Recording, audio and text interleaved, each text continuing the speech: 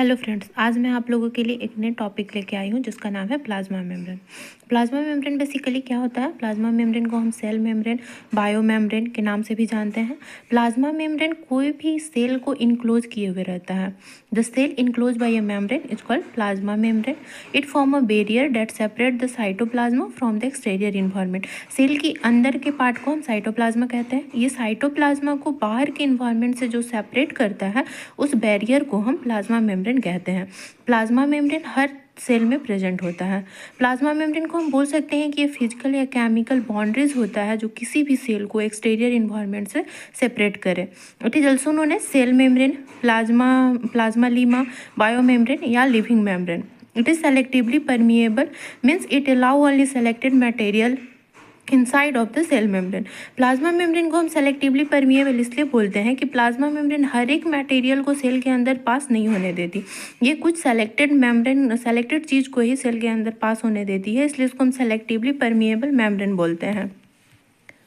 Plasma membrane या फिर bio membrane ये इम्परमिएबल होता है टू वाटर सॉल्यूबल मॉलिक्यूल, मतलब जो भी मॉलिक्यूल वाटर सॉल्यूबल होते हैं वो प्लाज्मा मेम्ब्रेन के लिए इम्परमिएबल होते हैं। It is dynamic, that is have movement and fluid structure. Plasma membrane का स्ट्रक्चर जनरली डायनेमिक बताया जाता है क्योंकि इसके पास मूवमेंट भी होता है और फ्लूइड स्ट्रक्चर भी होता है। Cell membrane potential is negatively due to high K+ ion. Potassium ion ज़्यादा होने के कारण सेल मेम्ब्रेन का जो पोटेंशियल होता है वो निगेटिव होता है। बायो मेम्ब्रेन इंक्लोज करता है all type of cell, either वो प्रोकैरियोटिक हो या यूकैरियोटिक हो।